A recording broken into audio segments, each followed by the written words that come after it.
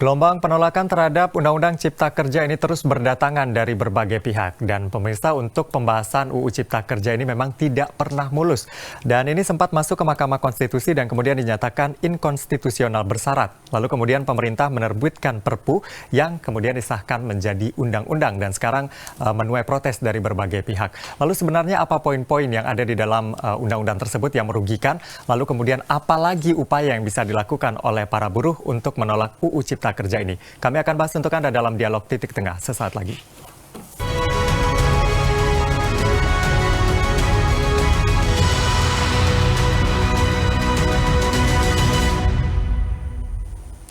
Buruh tolak UU Cipta Kerja, itulah pembahasan kita dalam Dialog Titik Tengah untuk edisi hari ini. Dan untuk membahasnya sudah hadir dua orang narasumber di studio Metro TV Jawa Timur.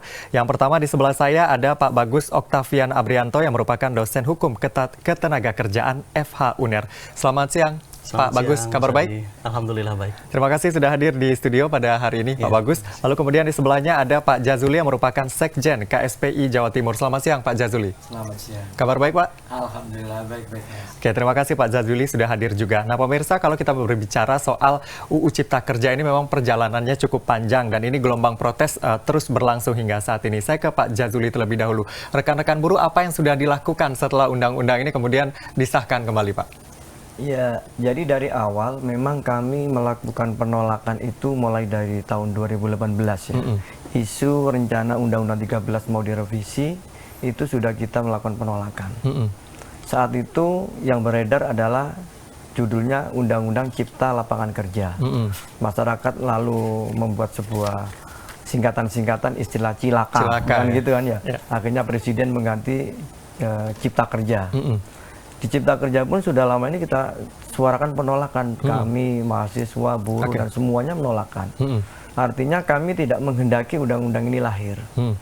Kami demo di pemerintahan provinsi, tingkat istana, DPR, dan semuanya kita demo.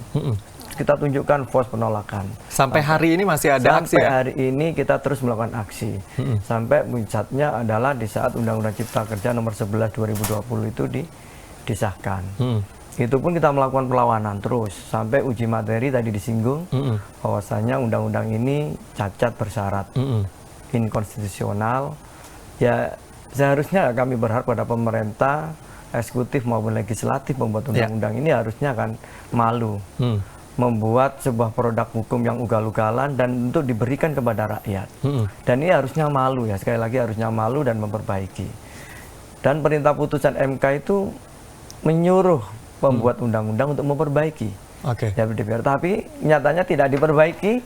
Justru pemerintah dengan ya bangganya membuat Perpu tadi.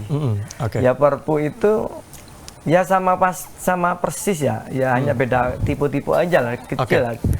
Jadi itu yang kemudian pokoknya intinya dari awal memang rekan buruh tidak terima dengan UU Cipta Kerja ini. Pak Bagus, kalau kita melihat begitu ya perjalanan dari 2018 2 tahun diberi waktu untuk memperbaiki, ternyata dikeluarkan Perpu gitu. Kenapa pemerintah begitu memaksakan ini dan bagaimana Anda melihat perjalanan 2 tahun terakhir ini? Baik, terima kasih Mas Adi ya. Memang meneruskan apa yang disampaikan oleh Pak Jazuli tadi bahwa memang dari mulai awal tercetus kata omnibus di pidato Presiden Jokowi di 2019 itu memang sudah timbul polemik ya. Kemudian yang terkait dengan pembentukan peraturan bahwa metode omnibus itu tidak ada di dalam undang-undang pembentukan peraturan perundang-undangan sebelumnya di Undang-Undang 12 2011 maupun perubahannya di Undang-Undang 15 2019. Tetapi kemudian dibatalkan oleh Mahkamah Konstitusi kan secara formil bahwa Undang-Undang Cipta Kerja 11 2020 itu dinyatakan inkonstitusional bersyarat. Dalam teori hukum peraturan yang dinyatakan inkonstitusional bersyarat itu menandakan bahwa peraturan itu nggak boleh berlaku. Tetapi ini diberikan waktu 2 tahun untuk tetap berlaku. Ini kan sebagai ambiguitas putusan juga. Kemudian yang kedua, pemerintah menerbitkan Perpu. Yang secara substansi sama. Apa yang bisa kita cermati begitu dari langkah-langkah dari pemerintah ini? Kita akan jeda terlebih dahulu. Pemirsa, tetaplah bersama kami dalam Dialog Titik Tengah.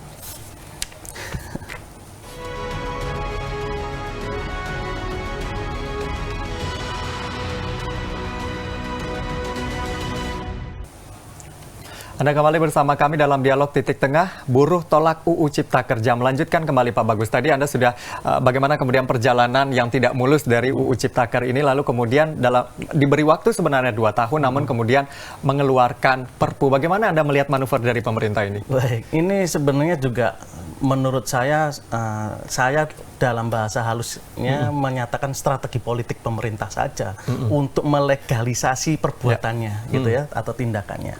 Bahwa Perpu itu sebenarnya berdasarkan konstitusi Undang-Undang Dasar pasal 22 ayat 1 dinyatakan bisa dikeluarkan dalam hal kegentingan yang memaksa. Nah, keluarnya Perpu Cipta Kerja ini dalam konsiderannya tidak ada satupun yang menyebut bahwa ini kegentingan yang memaksa. Sehingga ini Perpu ini sebenarnya inkonstitusional gitu. Jadi waktu 2 tahun yang diberikan menurut Anda sia-sia atau bagaimana? Sangat sia-sia, dan ini merupakan intrik ya Perpu itu, dan kemudian Perpu itu disahkan melalui Undang-Undang 6 2023 ya, pengesahan Perpu itu sebenarnya intrik, dan kemudian dilanjutkan dengan revisi Undang-Undang Pembentukan Peraturan Perundang-undangan, di mana revisi Undang-Undang Pembentukan Peraturan itu menyisipkan metode omnibus, sehingga ya ini merupakan legalisasi tindakan pemerintah. Barangnya sudah ada, tapi kemudian untuk peraturan baru disisipkan begitu ya. Terkait dengan UU Ciptaker 6 tahun 2023 yang aksinya saat ini masih berlangsung Pak Jazuli, bahkan setiap Selasa selalu ada aksi begitu ya, khususnya di Jakarta. Kalau dari buruh sendiri, poin-poin apa yang perlu kita garis bawahi kembali dari UU Ciptaker ini? Meskipun ini pembahasannya sebenarnya sudah dilakukan sejak beberapa tahun lalu. Iya, jadi dari awal kita sampaikan tidak ada satu pasal pun khususnya di klaster ketenagakerjaan itu yang menguntungkan bagi buruh. Saya sering menanyakan itu baik kepada eksekutif maupun legislatif, tunjukkan kepada kami pasal mana yang katanya undang-undang ini dibuat untuk rakyat, untuk buruh supaya sejahtera. Tidak ada kesejahteraan apapun. Justru ini bukan judulnya saja Undang-Undang Cipta Kerja. Bayangan masyarakat, bayangan kita, pemerintah nanti akan menciptakan lapangan pekerjaan. BUMN yang sudah mandek itu nanti akan dibuka. BUMD yang mandek akan hancur, akan dibangkitkan kembali. Tapi faktanya hari ini yang terjadi di lapangan justru cipta PHK. PHK banyak di mana-mana. Apa yang menjadinya? Jadi dengan undang-undang ini haknya buruh yang paling nyata hari ini adalah orang yang biasanya di PHK usianya katakanlah mendekati pensiun. Katakanlah kalau undang-undang yang sebelumnya dengan aturan upah yang sekarang diterima harusnya mendapatkan kisaran 180 juta dan ini dipangkat jadi 50 juta. Bukan hanya setengah, 3/4 hilang. Jadi sekarang ini perusahaan-perusahaan hitam dalam tanda kutip berlomba-lomba mem-PHK buruhnya. Ini kan yang dikehendaki pemerintah. Upah yang buruh biasanya naiknya upah itu sesuai dengan inflasi plus pertumbuhan ekonomi. Di mana suatu daerah ada pertumbuhan ekonomi, ada inflasi, barang-barang naik, disitulah upah menyesuaikan. 3 tahun terakhir ini tidak naik upahnya. Kadang-kadang sangat kecil. Buruhnya sudah dimiskinkan, di saat di PHK sudah tidak, haknya sudah dirampas. Semua kebijakan outsourcing. Dulu zamannya Pak Mahfud jadi ketua MK, itu dibatasi oleh beliau. Outsourcing itu hanya ada di 5 jenis pekerjaan. Tapi hari ini justru pemerintah lah yang menentukan outsourcing boleh atau tidak di dalam Perpu itu, di dalam Undang-Undang Nomor 6 ini. Kok pemerintah jadi agen outsourcing? Ini apa-apaan negara ini? Jadi kami merasakan sekali bagaimana adanya undang-undang ini semakin menyengsarakan buruh.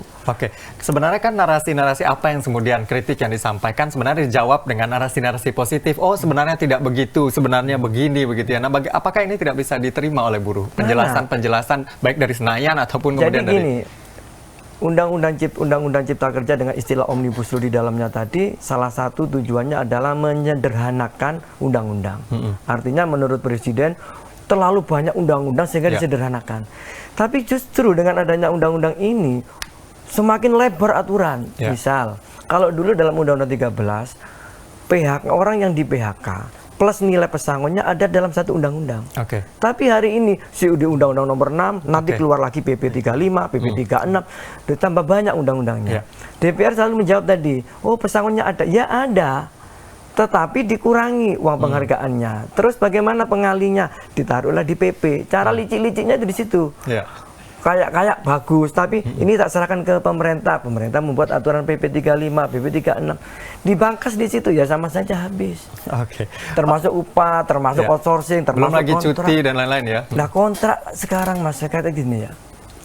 Kita ini di negara sendiri yang super kaya ini buruhnya semakin dikontrak. Kalau dulu kontrak 3 tahun, 2 tahun jadi karena tetap. Hari ini kontraknya pendek, 3 bulan, 4 bulan. Terus bagaimana negara ini, nasib bangsa kita ini? TKA semakin banjir. Tahu nggak perbandingan upahnya TKA dengan kita? Oke, jadi justru ini tidak memberikan kepastian begitu terhadap nasib buruh. Tidak ada kepastian, semakin buruk kondisi pekerja, kesejahteraannya. Kalau kata pemerintah atau siapa yang bilang ini sudah dijawab lebih baik, tunjukkan ke kami. Mana poin yang lebih baik itu begitu ya? Nanti kita akan bahas lagi mungkin kalau dari Mas Bagus, Pak Bagus, apa yang disoroti begitu ya dari UU nomor 6 tahun 2023 ini. Kita akan jeda terlebih dahulu, tetaplah bersama kami di Dialog Titik Tengah.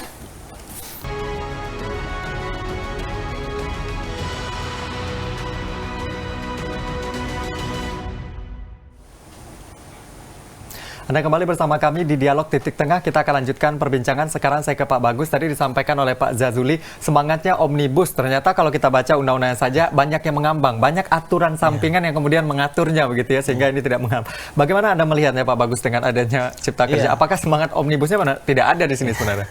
Begini, kalau melihat ini saya analogikan seperti makan permen yang terlalu banyak. Permen itu manis, tapi kalau terlalu banyak bikin diabetes. Nah, atau seperti analogi bahwa ketika kita rusak sepatu, bukan kakinya yang dipotong, tapi sepatunya yang harus diganti atau diperbaiki. Harusnya seperti itu, melihat Perpu ini. Tetapi kemudian pemerintah lebih cenderung untuk memotong kaki. Artinya bahwa menglegalisasi perbuatan yang harusnya diperbaiki perbuatan pemerintah itu. Contohnya saja di pasal 184 dan pasal 185 Undang-Undang 6 2023 atau Perpu 2 2022. Di sana dikatakan peraturan pelaksana dari Undang-Undang Cipta Kerja tetap berlaku sepanjang tidak bertentangan dengan Perpu ini. Sementara pasal 185 menyatakan bahwa dengan berlakunya Perpu ini, Undang-Undang Cipta Kerja dicabut dan dinyatakan tidak berlaku. Bagaimana peraturan pelaksana ini mendasarkan pada undang-undang yang sudah dicabut dan tidak berlaku? Ini kan hal yang ambigu antara satu pasal dengan pasal lain. Banyak lagi terkait dengan metode pembentukan, kemudian antar substansi, bahkan typo-typo dan halaman-halaman yang berubah-ubah itu pun juga sangat saya rasa agak sedikit memalukan ya, dalam tanda kutip, bahwa kok ya bisa membuat aturan berubah-ubah. Itu kan menambah kesan ini dipaksakan menurut Anda? Iya. Menambah kesan ini dipaksakan? Iya, memang dipaksakan. Memang dipaksakan. Oke, karena waktu kita terbatas gitu, tidak mungkin kita bahas satu persatu. Tapi kalau dari sorotan Anda, Pak Bagus, apa poin-poin di sana yang kemudian sangat merugikan para buruh? Poin-poin yang pertama ya tadi sudah disebutkan Pak Jazuli, pasal 64, pasal 79, pasal 84, pasal 88C misalnya tentang cuti, kemudian tentang PKWT, kemudian tentang alih daya atau outsource. Semua pasal, hampir semua harus dikoreksi satu persatu. Makanya saya menilai bahwa harus ada partisipasi. Dilibatkan buruh ketika penyusunan. Kemudian apa masukannya bukan hanya sebagai formalitas belaka, tetapi masukan itu dituangkan dalam sebuah norma yang menjadi nantinya pasal-pasal hukum positif itu. Oke. Itu Mas Adi. Pak Jazuli, dalam waktu 2 tahun ini kan disampaikan, oke kita akan melibatkan kembali stakeholder terkait dalam hal ini buruh. Tapi dalam 2 tahun ini apakah ada keterlibatan itu atau hanya ya simbol saja, syarat saja? Ya, setelah putusan MK itu DPR tidak pernah aktif ya, tidak pernah ngundang kita, tidak pernah tahu bagaimana menarik aspirasi masyarakat, tidak ada sama sekali. Makanya tadi itu sangat heran sekali ya, harusnya perintah MK itu memerintahkan kepada DPR untuk memperbaiki, kok justru diam saja. Sampai akhirnya pemerintah mengeluarkan Perpu dengan istilah darurat, tidak tahu darurat itu di mananya darurat ya. Tapi yang saya herankan lagi adalah di saat pengesahan Perpu menjadi undang-undang, itu kan harusnya DPR kan membaca, itu kan tidak seakan-akan menjadi paduan suara, oke, sah gitu aja. Inilah bagi kami selaku rakyat, semakin belek mata, melek politik, oh ternyata wakil-wakil rakyat yang mengatasnamakan seperti itu ke kami, sama sekali tidak memperjuangkan kami. Sama sekali tidak memperjuangkan. Dan tidak mendengar aspirasi kita sama sekali.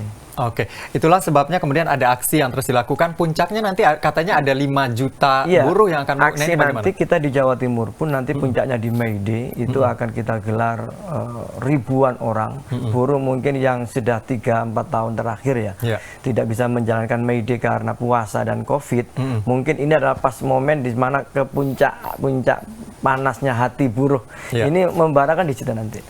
Oke, selain aksi-aksi yang dilakukan, apakah apalagi langkah hukum mungkin yang dilakukan? Kita sudah mengajukan gugatan di MK, baik judicial review kaitannya dengan gugatan uji materi, material dan formilnya. Ya mudah-mudahan ya, karena baru Undang-Undang Cipta Kerja inilah MK menyatakan cacat bersyarat. Selama MK berdiri belum pernah ada undang-undang yang diuji di MK sampai dinyatakan seperti itu.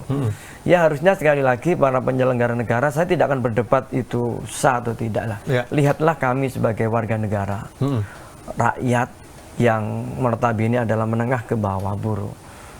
Dengan undang-undang ini kami semakin sengsara. Tidak ada kesejahteraan yang akan kami dapat. Saya berharap sekali kepada pemangku kebijakan DPR yang mengaku sebagai wakil rakyat. Lihatlah nasib kami. Mungkin 10 tahun, 20 tahun yang akan datang, mungkin juga generasi-generasi berikutnya akan semakin sengsara. Yang itu yang menjadi harapan kami sebagai rakyat ya, menghimbau kepada pemerintah, berharap sekali jangan lanjutkanlah undang-undang ini. Prosesnya sudah seperti apa? Sudah didaftarkan ya? Sudah didaftarkan, makanya setiap Selasa kita ngawal dengan aksi di seluruh daerah. Pak Bagus, bagaimana Anda melihat langkah hukum yang dilakukan, dan sebenarnya kalau kita lihat ya sebelumnya juga sudah masuk MK kok, dan ada aja cara dari pemerintah untuk menggolkan ini. Bagaimana Anda? Apakah Anda optimis dengan langkah ini? Saya tetap berpikiran optimis bahwa apa yang dilakukan oleh teman-teman pekerja akan berdampak positif, dan semoga MK mengabulkan mengabulkan permohonan uji materi maupun uji formil. Itu yang pertama. Yang kedua bahwa hukum itu harus berlandaskan moral.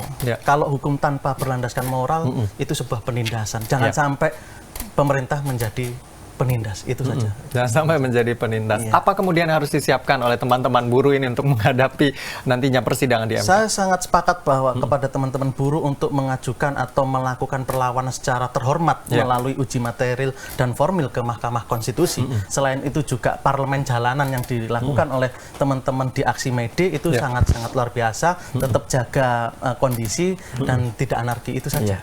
Tetap jaga kondisi dan tidak anarki.